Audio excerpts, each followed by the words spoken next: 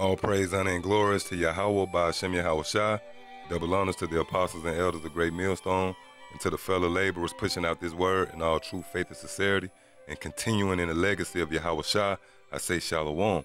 And that's what I want to build around in this lesson, all right? The men that's continuing the legacy of Yahawashi, all right? Because if you was called and chosen to partake in this marvelous work, you should feel honored. Why? Because you're contributing to resurrecting the spirit of Yahawashi before he actually make his return. This is the book of Revelation, chapter 11 and verse 8. And their dead bodies shall lie in the street of the great city, which is spiritually called Sodom in Egypt, where also our Lord was crucified. Yeah, so here in America, which is Sodom and Gomorrah in Egypt, all right, symbolically, this place actually crucified the spirit of Yahawashi, all right? It suppressed and misrepresented the true spirit of Yahawashi. That's why the scriptures say the time where the true worshipers will worship me in truth, all right? Loosely paraphrasing. Because this place, when you think about the Son of the Most High, the image of a so-called white man coming to your head, all right? Cesare Borgia, all right? Which is a form of crucifying Yahawashi, man, all right? But the elect and the chosen men, the men that's pushing out this word and bringing out the truth concerning Yahawashi and represent him in truth, well, we are resurrecting the spirit of Yahawashi, man, before he actually physically come back and crack the heavens, all right? And all his power and glory.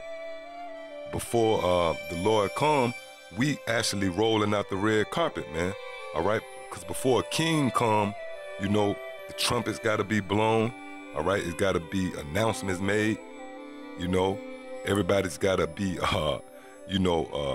warned, hey, the king is coming, The trumpets, all right, that majesty.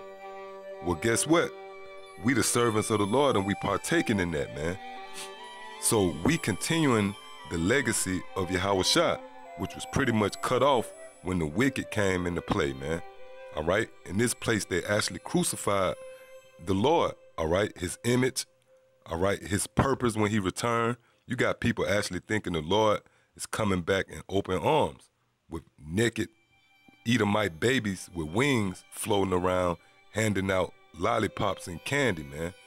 No, the Lord is a warrior, and he's coming back to bring judgment on his enemies, the so-called white man, and to deliver the elect, which that spirit was crucified, all right?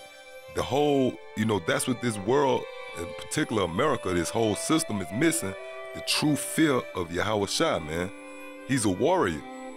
The Heavenly Father, his Yahweh by Hashem Yahawashi, Exodus 15 and 3, describes the Lord as being a warrior. When you read Revelation, the first chapter, all right, he had a girdle about him, all right? Well, that's how a warrior is dressed, all right?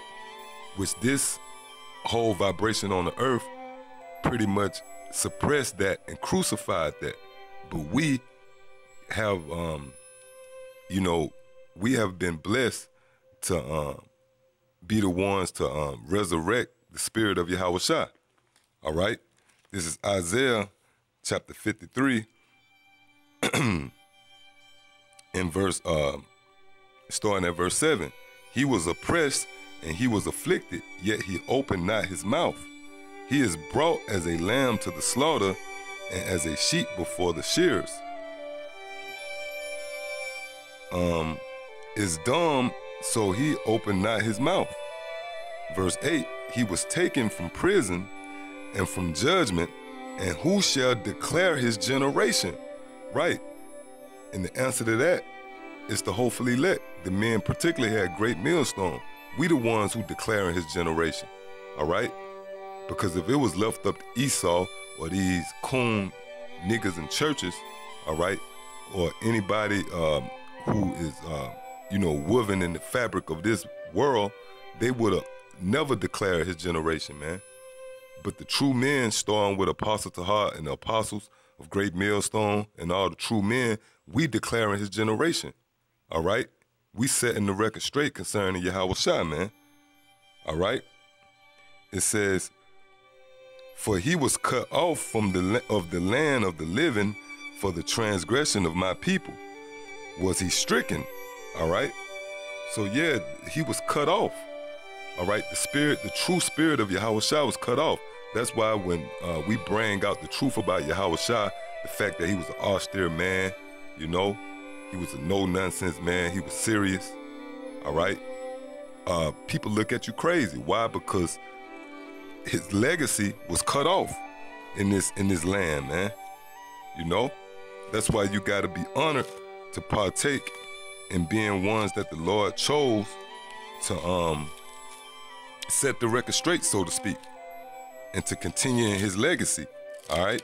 And to represent him in truth, all right?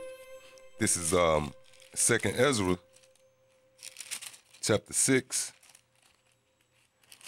and verse 28.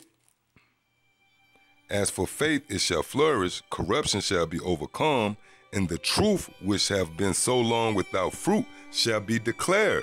Yeah, and just like we just read in Isaiah, who shall declare his generation, all right? Which is this truth, the truth about him. We declaring that, man, all right? The body, really, we resurrecting Yahawashi, all right? We the body of Yahawashi.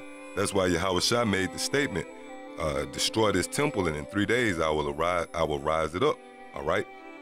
So I hope this lesson was edifying. Until the next time I say shalom.